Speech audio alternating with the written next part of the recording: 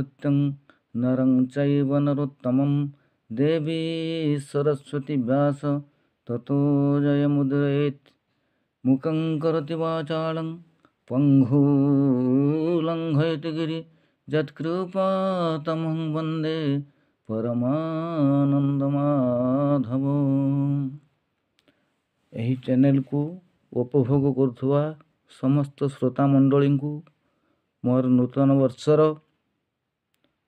ସ୍ୱାଗତ, ଅଭିନନ୍ଦନ, शुभेच्छा।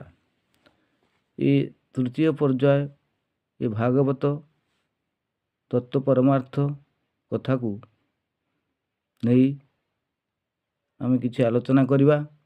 गत पर्याय रे भागवतर कथा आलोचना होइतिला जे जानाम मुकति पसरा से किंपा कला परदारा जे करी नहीं मुकति लभिब से काहीं। जे भगवान कृष्णचंद्र हेले मायाधर, माया बा प्रकृति तांको ठारू सृष्टि होइछि। से माया को सृष्टि करिसेंति सत्य, किंतु माया तांको ठारू से दूरे रहिसेंति। किंतु जीव हेला मायाधीन, से मायाधर, जीव मायाधीन। तांको सृष्टिर माया बा प्रकृति 5 मन 25 प्रकृति ए काम क्रोध लोभ मोह मद माश्चर्य ये जीव को सदा सर्वदा घेरी रहिसेंति। तेणु प्रभु तो माया को सृष्टि करी तांको ठारू दूरे रहिले, माया तांकर बस होई रहिला, किंतु जीव मायार अधीन होई रहिला।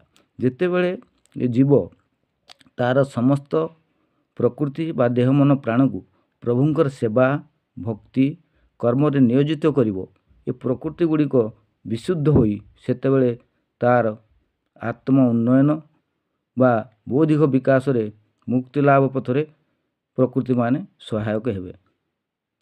तेणु एथिरु आमे उपनीत हेले जे प्रभुंक चरणाबिंदरे आमको सबकिछि समर्पण करी तांकर कर्म तांकर सेवा भक्ति करिया पड़िबो।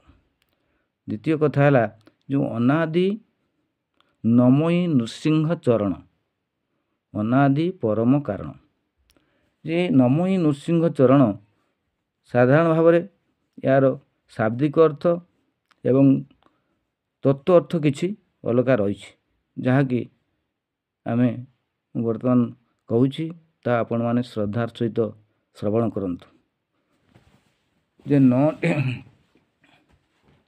नृसिंह चरण प्रभु कृष्ण एथिरे कथा होछि कोन वर्णना कराई जे कृष्ण शुण परीक्ष नरनाथ कृष्ण चरित भागवत। प्रभु एते प्रथमे जे कृष्ण चरण वंदना न करी नृसिंह चरण को कहीं वंदना करछंती, तार तात्पर्य कौन?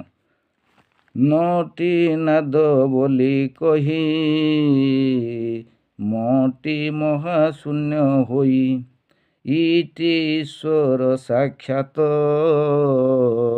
शुण परीक्ष नरनाथ नूरु नाम हेला जात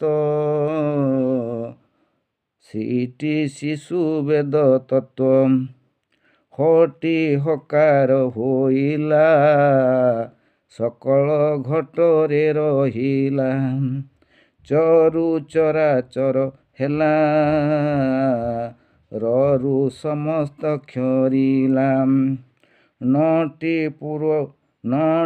पुराण करिला कोटि ब्रह्मांड सृष्टि हेला नमयी नृसिंह चरण राजन मन देई शुण भावरे श्रवण करिले मुक्ति लभिबु तु हेले। तेणु ये जो तत्व यार गुप्त तत्व बा परमार्थ रही आम जानिले आमर निश्चित भाव में ज्ञान नेत्र अनुमानित हब एवं आम प्रभुंकर जो निकटवर्ती हेवाई आमर सुविधा बा सहयोग पाई परिबा।